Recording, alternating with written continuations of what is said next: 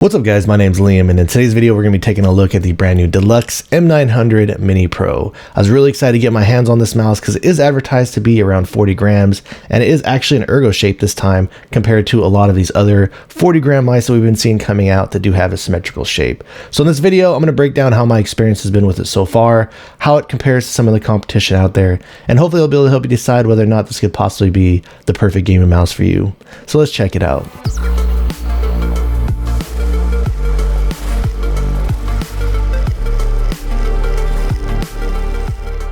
And before we get started today, I did want to let you know this was sent out to me by MetKeys. However, everything you'll be hearing in this video is going to be my own words and my own opinions. Included inside the box, it does come with some documentation, a USB Type A to USB Type C cable, and then a dongle adapter. There's two versions of this mouse that you can pick up, and currently, if you got just the 1K version, this is the 1K receiver it does come with. I believe the price on this is coming in around $45.99. You can opt in to also receive an additional 8K receiver if you wanted anything over a 1000 hertz polling rate, obviously up to 8K. And the price on this was coming in around $49.99. So starting out over here on the bottom layout, really simple functions with the on and off button over here on the right hand side, DPI button over here on the left, a nice big skate design. I really like the skate design that they chose to go with on this a lot. And on top of that, the skates that do come included on the bottom of this mouse, they actually feel really good. They have a pretty smooth glide, and they've been working out really well for the mouse. This version is said to come with a frosted coating on it, and I've said many times in the past, I do kind of typically have drier hands. This coating has been working out pretty well for my drier hands. I've even been kind of getting somewhat clammier hands recently. I normally don't do that. I'm not sure if it's just been the weather or the humidity out here, whatever it's been, but it still has been performing pretty decently for me. I've messed around with getting my hands wet, however, and I do feel like if you get your hands pretty wet, if you were to grab a drink that, you know, has some condensation on the side of it or something like that, or you just get really sweaty hands in general, that this coating does tend to get a bit more slippery. As far as the shell integrity on this mouse goes, it has felt pretty decent for me for the most part. This is one of those thinner plastic feeling types of shells, so if you were to squeeze really hard on this, you can get bend just kind of all the way around it. If I were to squeeze really hard here in the middle, I can't activate these side buttons. And then even squeezing up here in the front, there's a little bit of bend, not a whole lot, but just even in areas like back here, if I were to push like really hard here in the sides, as you can see, I can get a pretty decent amount of flex going on over there. So how I grip the mouse typically in game, this isn't necessarily something that I've noticed so much being an issue. Like I said, and I've been kind of gripping the mouse something more towards the front, kind of like this. So nothing that I really noticed is I've personally been gripping it in game, but there is one thing that has kind of stood out to me just recently. I have been getting just a little bit of flex over here in this area of the mouse. See if you can hear that, putting it up there. So aside from that, that's kind of what you're going to get with the overall experience of this shell. Again, not something that I feel like I'm going to break necessarily as I'm holding and gaming on it with, but if you just squeeze pretty hard, good amount of flex can be found there. And that flexible style of plastic carries over into the buttons that are used for mouse number 1 and mouse number 2. As I was just kind of playing around with this, you can just very lightly pull up on this, and you can see there's a lot of bend there, and you can kind of pull on that button up. And though that doesn't really have a whole lot of impact, the reason I was showing you that is I was just kind of playing around with these buttons, and the implementation on this is using the transparent Huano Blue Shell pink dots, which are some of my favorite mechanical switches out there.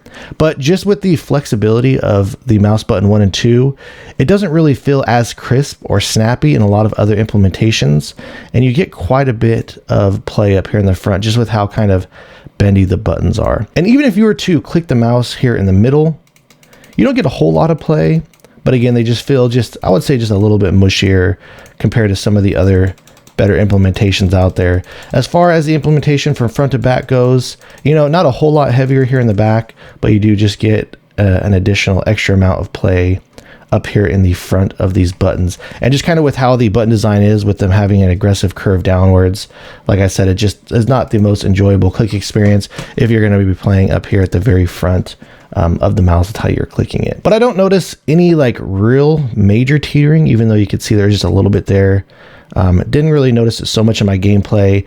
And the left to right play, you actually do feel just a little bit of left to right play there with just some minor switch grinding. For the scroll, I believe this is using what's called an F switch encoder.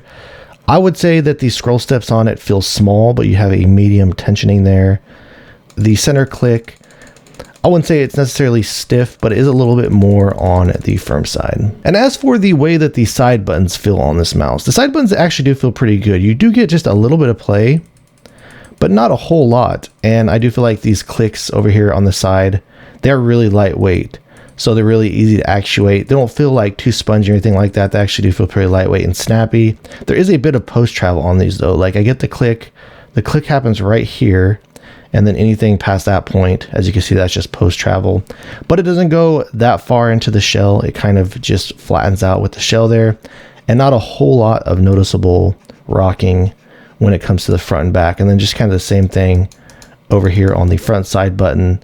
You hardly get any play back here from the rear, and then it's pretty consistent all the way through the front. So the side buttons on this actually do feel pretty good. So let's go ahead and we'll drop the click quality sound check.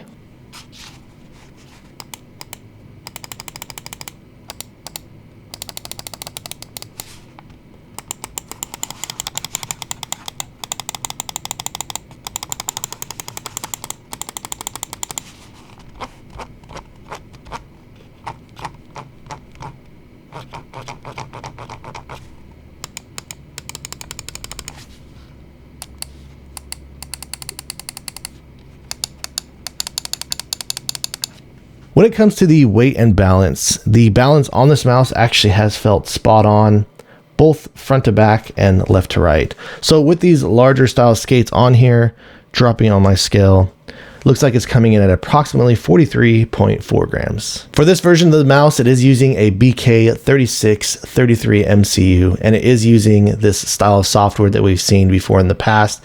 There's a lot of tabs over here on the right hand side, but it allows you to do things like drop down the bounce click setting and adjust your pulling rate, DPI. So it does give you access to all of these settings that you typically do look for when setting up the mouse. When it comes to the performance of the M900 Pro Mini, I have not run into any outliers that have stuck out to me that I've noticed while using this in-game. Has been running pretty smooth to me.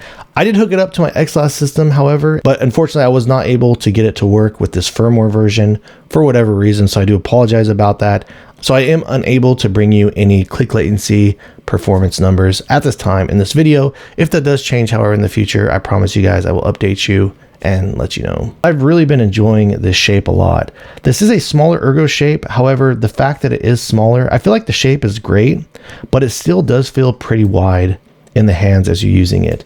And over here on the right hand side, they do have the walls raised up above the buttons themselves. So first off, we'll compare it to the Pulsar Xlite V3 Mini. And you can kind of just tell what I was talking about looking at these next to one another, where this one definitely has much more width to it.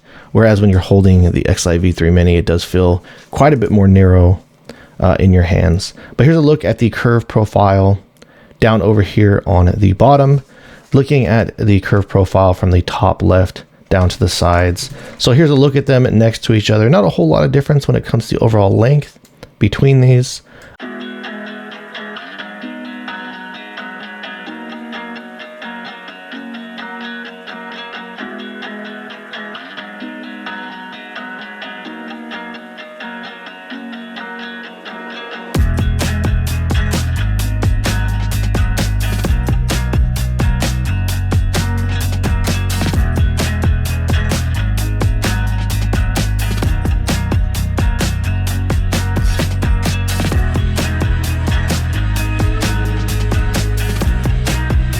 So next up, we'll compare it to more of a medium style of a shape over here with the Vaxee E1. And again, looking at the just general width of these when stacking them together, not a whole lot of difference as far as the width goes. Here's a difference though over here on the bottom curve profile. The difference in the hump profile from the top left curving down to the bottom right hand side.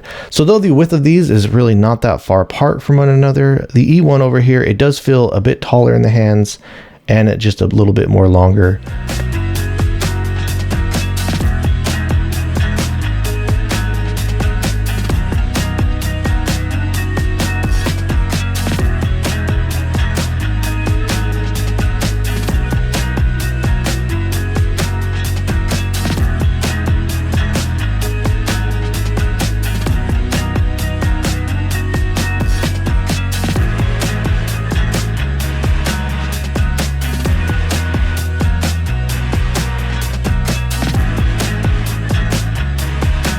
Alright guys, so that about wraps things up on the M900 DELUX Mini Pro. The one downside of this mouse is that it just kind of feels like a cheaper mouse in the hands with the thinner plastic and the way that the click implementation is. I do like how these side buttons on this feel, but I do kind of wish that I got more of a stable feeling just with the body of this mouse and even with the way that it does click. So the fact that this is so flexible does kind of leave the build quality on this to be a bit questionable. However, since they did do such a great job with the other design aspects of this mouse, I really do feel like if they could button up the build quality on it and improve on the click implementation of this mouse just a little bit more, that they really would have a hit on their hands. So if you guys have any additional questions or feel like I left anything out, please let me know in the comments down below. If you've enjoyed watching this video and are interested in seeing more videos like this in the future, please drop this video a like and subscribe to my channel. And thank you guys so much for watching.